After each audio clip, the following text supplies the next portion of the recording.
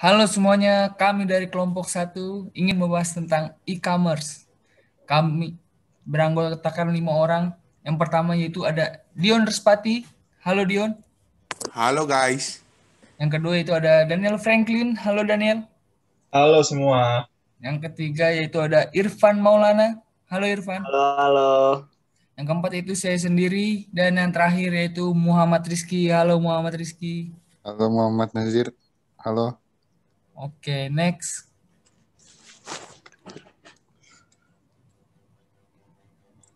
Oke, sebelum lebih jauh kita langkah baiknya sama-sama tahu tentang pengertian dari e-commerce itu sendiri. Yang pertama itu ada menurut Mariza Arvina dan Robert Marpaung. E-commerce atau yang lebih dikenal dengan e-com dapat diartikan sebagai suatu cara berbelanja atau berdagang secara online atau direct selling yang memanfaatkan fasilitas internet, di mana terdapat website yang dapat menyediakan layanan get and deliver. Nah, ada juga secara umum. Dapat diartikan sebagai proses transaksi jual beli secara elektronik melalui media internet. Boleh di next. Nah, selanjutnya juga e-commerce juga dapat diartikan sebagai suatu proses berbisnis dengan memakai teknologi elektronik yang menghubungkan antara perusahaan, konsumen, dan masyarakat dalam bentuk transaksi elektronik dan pertukaran atau penjualan barang, servis, dan informasi secara elektronik menurut Munir Fuadi 2005. Next. Oke, sekarang masuk ke slide faktor pendukung e-commerce itu sendiri. Yang pertama yaitu cakupan yang luas. Yang kedua yaitu ada proses transaksi yang cepat. Yang ketiga, e-commerce dapat mendorong kreativitas dari pihak penjual secara cepat dan tepat. Dan pendistribusian informasi yang disampaikan berlangsung secara periodik. Yang keempat yaitu ada e-commerce dapat menciptakan efisiensi yang tinggi, murah, serta informatif. Dan yang terakhir yaitu e-commerce dapat meningkatkan kepuasan pelanggan dengan pelayanan yang cepat, mudah, aman, dan akurat tentunya. Oke, next. Nah, sekarang masuk ke karakteristik e-commerce. Yang pertama itu ada apa sih? Yang pertama itu ada terjadinya transaksi antar dua belah pihak. Yang kedua yaitu adanya pertukaran barang, jasa, dan informasi. Dan yang ketiga yaitu internet merupakan medium utama dalam proses atau mekanisme perdagangan tersebut. Oke, next. Nah, ini karakteristik e-commerce menurut Nurfansa Wirasakti. Yang pertama itu ada transaksi tanpa batas, yang kedua ada transaksi anonim, yang ketiga itu produk digital dan non-digital, yang terakhir itu produk barang tak berwujud. Next. Nah, di sini ada jenis-jenis transaksi e-commerce ya, teman-teman. Yang pertama yaitu ada business to business atau yang sering disebut B2B. Yang kedua yaitu ada business to consumer atau sering disebut B2C. Yang ketiga itu ada consumer to consumer atau yang sering disebut C2C. Dan yang keempat itu ada consumer to business atau C2B.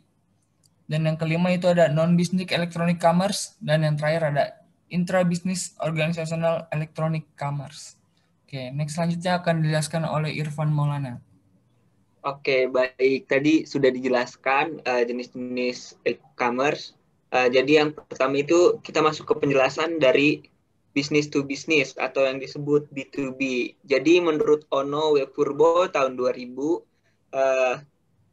business to business juga dapat diartikan sebagai sistem komunikasi bisnis online antar perilaku bisnis. Nah, menurut dia juga business to business ini terbagi menjadi jadi dua. Yang pertama itu transaksi interorganisational system. Misalnya nih transaksi extranet, electronic fund transfer, electronic form, integrate messaging, share database, supply chain management, dan lain-lain. Yang kedua itu ada transaksi pasar elektronik atau electronic market transfer.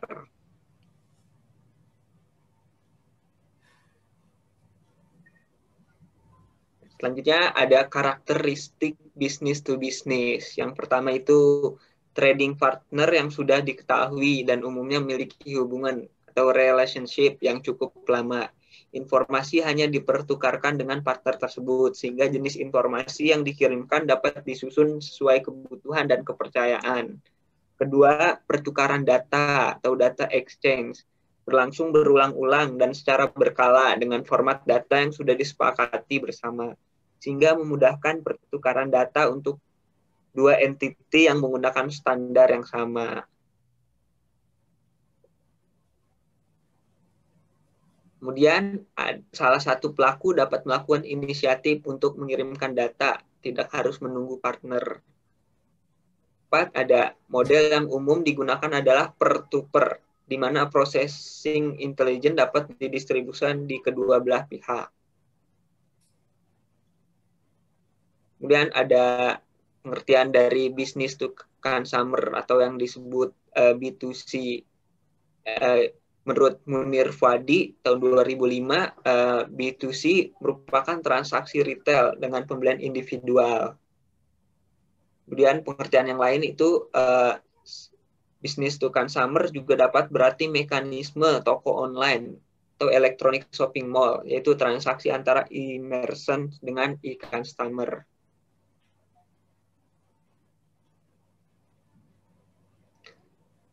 Kemudian ada karakteristik business to consumer.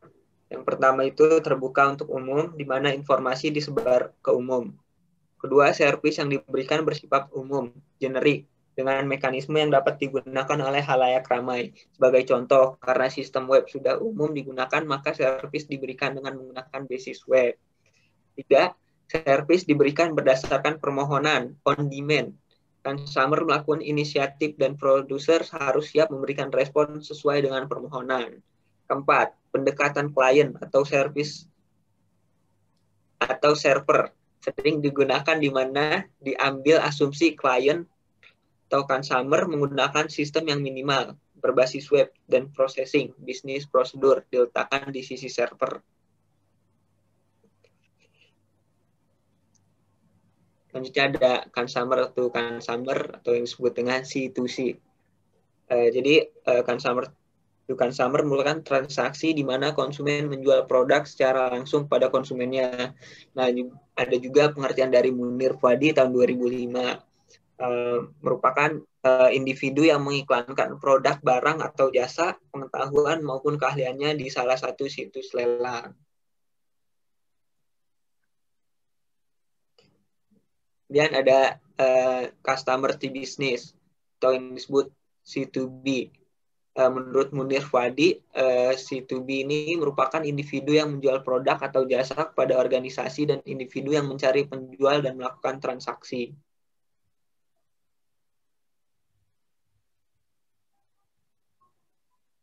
Kemudian ada non-business electronic commerce. Menurut Munir Fuadi, non-business electronic commerce meliputi kegiatan non-bisnis seperti kegiatan lembaga pendidikan, organisasi nirlaba, keagamaan, dan lain-lain.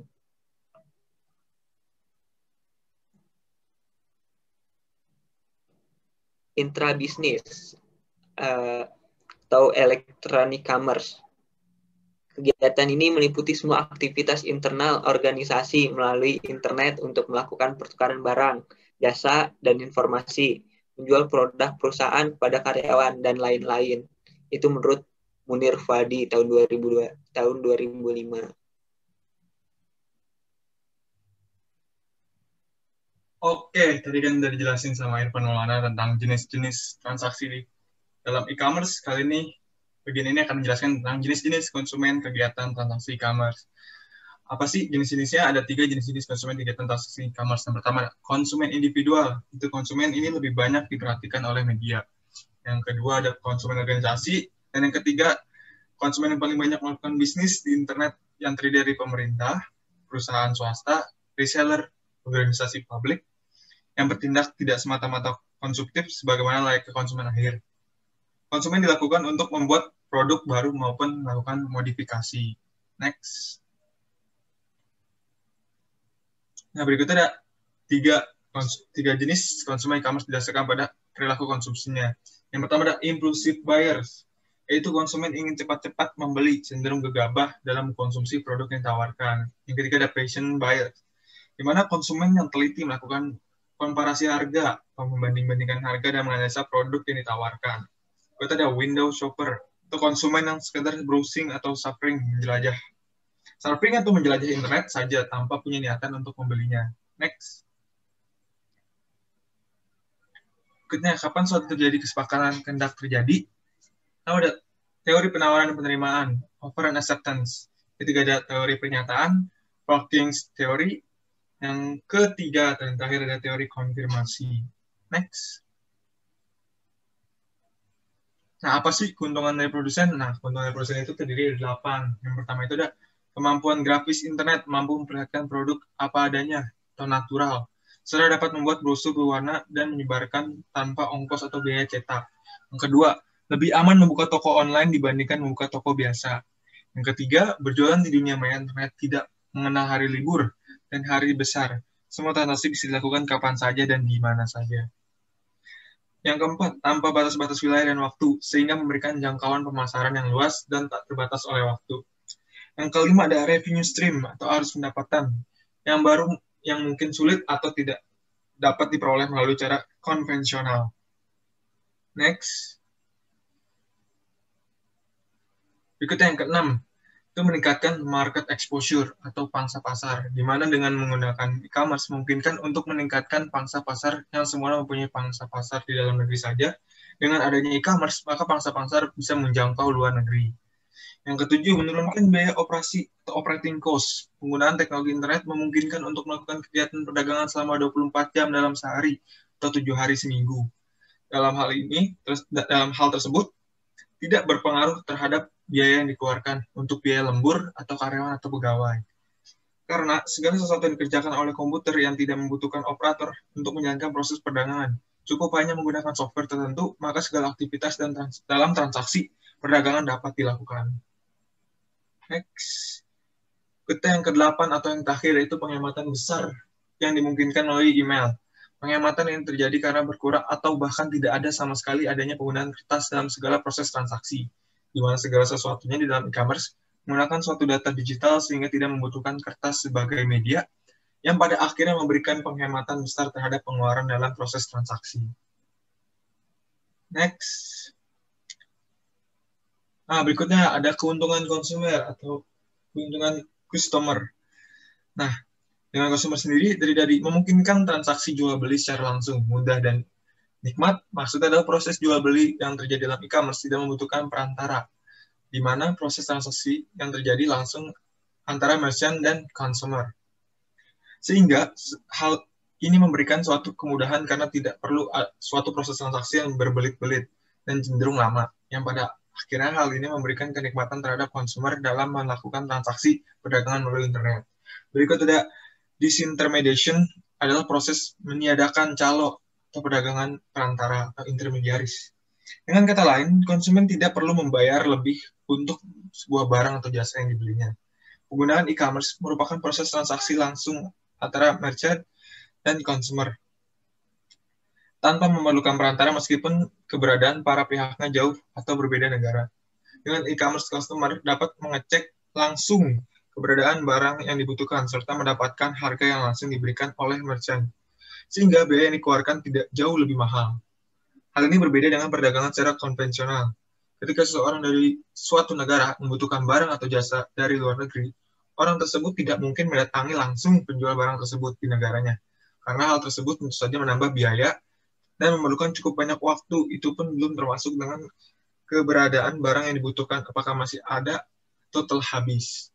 Sehingga orang-orang yang membutuhkan barang tersebut tentu saja membutuhkan perantara pedagang lain. Di dalam hal ini, importir tentu saja harga barang yang dibutuhkan akan semakin mahal atau bertambah harganya. Next. Berikutnya ada menggunakan digital cash atau electronic cash atau biasa disebut e-cash. Tanpa harus membayar dengan uang tunai, maksudnya adalah konsumer tidak perlu membawa uang tunai untuk membayar transaksi jual beli yang dilakukannya dengan pihak merchant, di mana pembayaran yang dilakukan oleh konsumer cukup dengan mentransfer sejumlah uang sesuai dengan harga barang yang dipesan plus ongkos kirim kepada rekening yang telah disediakan oleh pihak merchant, atau juga hanya dengan memasukkan nomor kartu kredit yang dimiliki oleh konsumer dalam form pembayaran yang telah disediakan oleh pihak merchant. Sehingga dengan cara yang demikian semakin memberikan kemudahan dalam transaksi yang kemudian memberikan rasa aman karena tidak perlu membawa uang tunai dalam jumlah yang tidak sedikit atau diserahkan kepada mesin yang penuh resiko terhadap tindak kejahatan seperti perampokan dan sebagainya. Berikut adalah memberikan kesempatan konsumen yang berada di belahan dunia maupun untuk dapat menggunakan sebuah produk atau servis yang dihasilkan dari belahan dunia yang berbeda dan melakukan transaksi dan meraih informasi dari pihak pertama sepanjang tahun tanpa terbatas oleh ruang dan waktu. Next. Nah, berikutnya memberikan kesempatan konsumen untuk mendapatkan produk atau servis terbaik dari berbagai pilihan yang ada, karena konsumen mendapat kesempatan untuk memilih berbagai jenis produk atau servis secara langsung.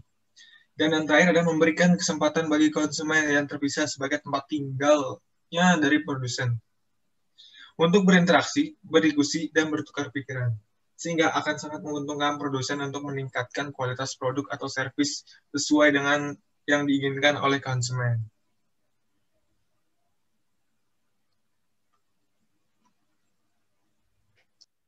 Oke, selanjutnya ada keuntungan masyarakat umum dan pemerintah. Nah, yang pertama yaitu semakin banyak manusia yang bekerja dan beraktivitas di rumah dengan menggunakan internet, berarti mengurangi perjalanan untuk bekerja, belanja, dan aktivitas lainnya, sehingga mengurangi kemacetan jalan dan mereduksi polusi udara. Lalu selanjutnya, meningkatkan daya beli dan kesempatan masyarakat untuk mendapatkan produk atau servis yang terbaik karena perusahaan yang mengeluarkan produk atau servis dapat menjualnya lebih murah karena biaya produksi yang rendah. Lalu selanjutnya, mengurangi pengangguran karena masyarakat semakin bergairah untuk berbisnis karena cara kerja yang gampang dan tanpa modal yang besar.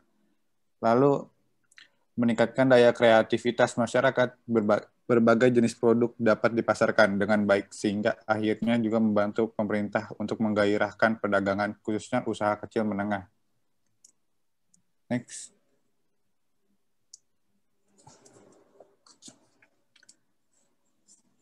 Lalu ada kecakapan dalam kontrak e-commerce. Yang pertama, ada beberapa situs mempersyaratkan customer untuk melakukan transaksi haruslah telah berumur minimal 18 tahun. Syarat ini dapat ditemukan pada saat customer mengisi form pendaftaran yang berisi mengenai data diri dari customer, di mana terdapat suatu kolom yang berisi mengenai tanggal lahir serta adanya suatu box yang harus dicek yang menyatakan bahwa si customer berusia 18 tahun, sehingga kecakapan customer dapat terlihat pada saat ia melakukan pengisian form. Lalu hal tersebut tertuang dalam salah satu bagian Your User Agreement eBay, di mana dituliskan use the site if you are not able to form legally binding contracts, are under the act of 18, or are temporarily or indefinitely suspended from our site. Yang artinya seseorang tidak berhak menggunakan web eBay tersebut jika tidak mampu atau cakap untuk membuat kontrak menurut hukum. Berusia di bawah 18 tahun atau pihak eBay untuk sementara waktu atau dengan waktu terbatas melarang seseorang tersebut untuk mengakses atau menggunakan situs tersebut. Next. Nah, selain itu, dalam condition of use website Amazon pada bagian your account juga disebutkan bahwa if you are under 18, you may use Amazon.com only with involvement of a parent of guardian. Yang artinya seorang yang berusia di bawah 18 tahun hanya boleh menggunakan Amazon.com dengan keterlibatan orang tua atau wali. Lalu hal ini menunjukkan bahwa untuk dapat bertransaksi dengan layanan Amazon, maka seseorang harus berusia 18 tahun ke atas. Jika berusia di bawah 18 tahun, jika di bawah umur 18 tahun, haruslah diwakilkan kepada orang tua atau wakilnya. Next. Suatu hal tertentu dalam e-commerce. Yang pertama, suatu hal tertentu dalam hal ini yaitu adanya suatu benda yang dijadikan objek dalam suatu penyajian. Jika dihubungkan dengan apa yang ada dalam e-commerce yang menyediakan berbagai macam benda atau produk yang ditawarkan dan customer bebas memilih terhadap salah satu atau beberapa jenis benda atau produk yang diinginkan. Berdasarkan hasil penelitian, ditemukan bahwa setelah customer melakukan pemilihan produk, di akhir proses transaksi merchant akan menampilkan informasi mengenai barang beserta harganya atas apa yang dipilih, apakah benar atau tidak, sehingga apa yang dipilih customer menjadi objek dalam perjanjian tersebut. Next. Lalu ada suatu sebab yang halal dalam e-commerce. Kontrak e-commerce yang dibuat haruslah memenuhi norma-norma yang hidup dalam masyarakat.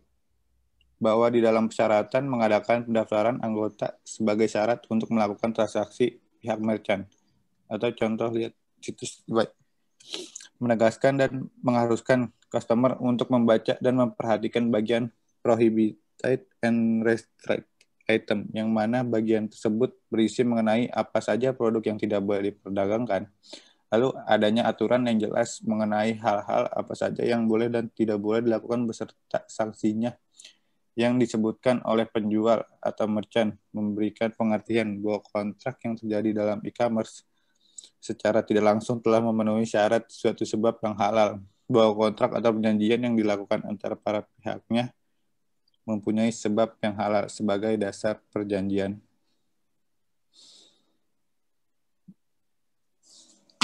Oke, selanjutnya ada masalah-masalah e-commerce. Yang pertama ada keaslian data, yang kedua ada keabsahan atau validity, yang ketiga ada kerahasiaan atau confidentiality atau privacy, yang keempat ada keberadaan barang atau availability, kelima ada pembuktian kecakapan para pihak, dan yang terakhir ada yurisdiksi. Pada video ini kita akan membahas tentang yang keabsahan dan yurisdiksi saja. Oke, yang pertama ada keabsahan atau validity. United Nations Commission on International Trade Law atau UNCITRAL, model law on electronic commerce yang menjadi rujukan pembuatan undang-undang dan hukum e-commerce seluruh masyarakat dunia menyebutkan bahwa information shall not to be denied legal effect, validity, or enforceability solely on the grounds that it is in the form of a data message. Yang artinya sebuah informasi, efek, validitas, atau keberadaan hukumnya tidak dapat ditolak semata-mata atas dasar karena ia dalam bentuk data message. Dengan penjelasan artikel 5 tersebut, dapat dikatakan bahwa tidak ada keraguan atas keabsahan dari data message sebagai dasar dari kesepakatan atau perjanjian dalam e-commerce. Data message yang dimaksud bila mana telah dapat dibuktikan dengan menggunakan teknik dan instrumen sebagaimana mestinya, sehingga kontrak dalam e-commerce yang dibuat oleh pihak yang berlainan negara dengan adanya aturan tersebut memberikan jaminan hukum terhadap kontrak yang dibuat. Selain itu, dapat digunakan Undang-Undang Nomor 8 Tahun 1997 tentang dokumen perusahaan sebagai jaminan terhadap penggunaan data digital. Dalam pasal 12 ayat 1 disebutkan bahwa dokumen perusahaan dapat dialihkan ke dalam mikrofilm atau media lainnya. Maksud dari media lainnya adalah media yang tingkat pengaman menjamin keaslian dokumen yang dialihkan atau ditransformasikan. Misalnya, Compact Disk Read Only Memory atau CD-ROM, dan Write-Once Read Many atau WORM, di mana pengalihan terbentuk dalam CD-ROM tentu saja menggunakan data digital, sehingga hal ini dapat dijadikan dasar sebagai jaminan atas keabsahan data digital dalam kontrak elektronik. Hal ini memberikan jaminan terhadap suatu kontrak e-commerce yang dibuat oleh para pihak yang berkedudukan di wilayah Indonesia. Nah, kemudian kita akan masuk ke teori pilihan hukum atau yurisdiksi. Mailbox theory atau teori kotak pos dalam hal transaksi e-commerce, maka hukum yang berlaku adalah hukum di mana pembeli mengirimkan pesanan melalui komputernya yang dapat berarti hukum si customer. Untuk ini diperlukan konfirmasi dari merchant tersebut, jadi perjanjian atau kontrak terjadi pada saat box yang diberisikan penerimaan tawaran tersebut dimasukkan ke dalam kotak pos atau mailbox. Yang kedua ada acceptance theory atau teori penerimaan. Hukum yang berlaku adalah hukum di mana pesan dari pihak yang menerima tawaran tersebut disampaikan. Jadi hukumnya si merchant tersebut. Yang ketiga ada proper law of contract. Hukum yang berlaku adalah hukum yang paling sering dipergunakan pada saat pembuatan perjanjian. Misalnya bahasa yang dipakai adalah bahasa Indonesia, kemudian mata uang dipakai dalam transaksinya adalah rupiah, dan arbitrage yang dipakai menggunakan BANI, dan maka yang menjadi pilihan hukumnya adalah hukum Indonesia. Dan yang terakhir, the most characteristic connection, hukum yang dipakai adalah hukum pihak yang paling banyak melakukan prestasi. Oke, terakhir ini ada quotes dari Paul Graham, yaitu, you can wait for the customer to come to you, you have to figure out where they are, go there, and bring them back to your store. Mungkin sekian saja materi yang akan dari kami sampaikan. Bisa balik lagi ke Muhammad Nazir, silakan. Oke, mungkin sekian dari kelompok kami presentasinya tentang e-commerce. Semoga ilmu yang kami sampaikan dapat bermanfaat untuk kalian semua. Oke, see you on the next video. Thank you. Don't forget to like, comment, and subscribe guys ya.